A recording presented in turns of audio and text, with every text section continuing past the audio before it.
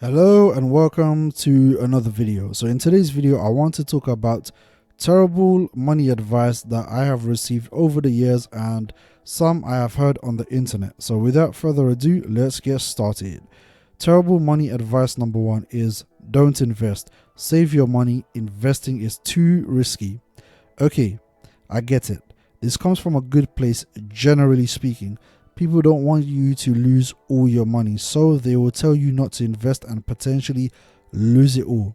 So save instead. But the thing is, if you save money, you are actually losing money because of inflation. While if you invest your money, you have the chance of making money. Yes, if you invest, you can lose money, but here is the thing. People that lose money, say in the stock market, lose money in two ways. That could be they invested in an individual stock and that stock tanked so badly they went out of business, or they never ever recovered, or they invested in a stock and an economic crisis hit, and when they saw that the value dipped, they sold. See, if they held on to that stock, then that stock would have eventually recovered.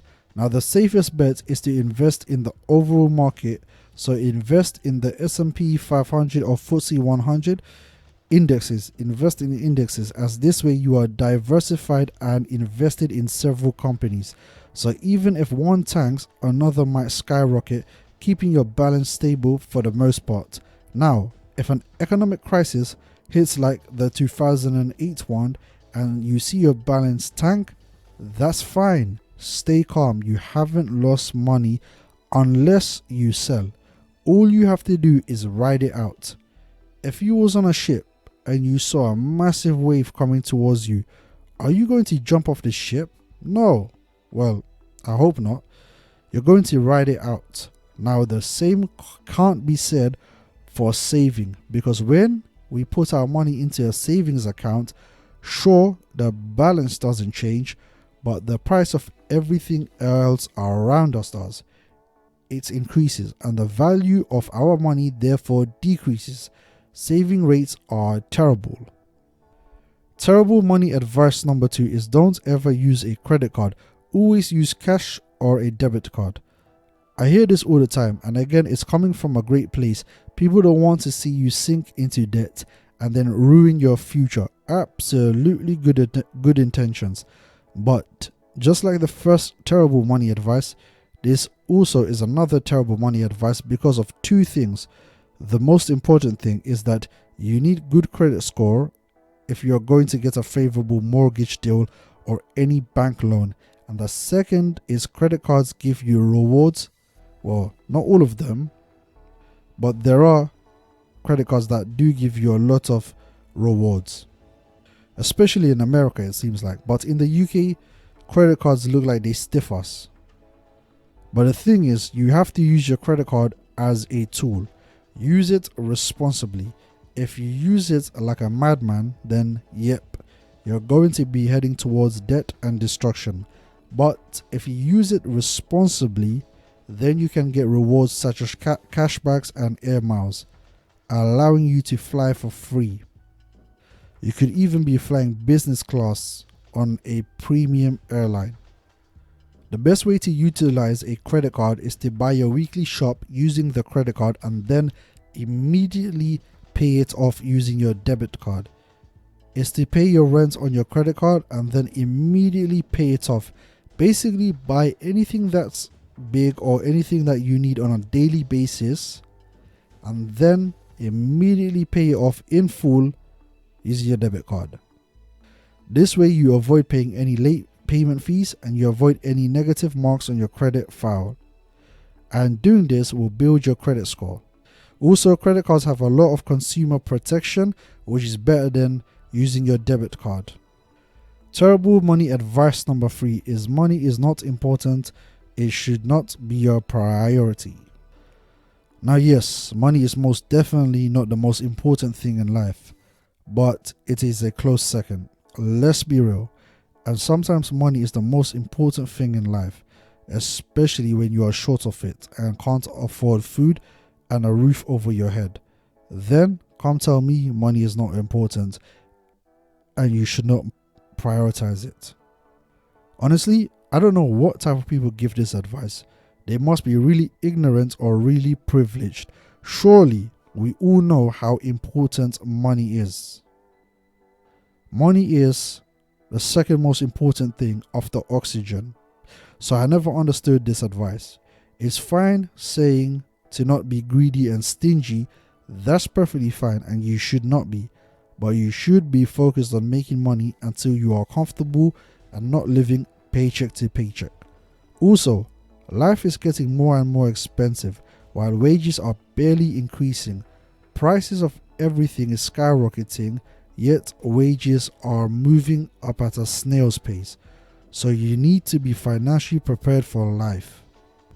So I was watching a video by Casey Neistat where he was talking about we all have problems, whether we are rich or poor, such as fulfillment, finding happiness, and finding your purpose, which is calm. But when you are poor, you also have money problems on top of those problems, and money problems trumps any other problem, because it's hard to find your purpose when you are starving.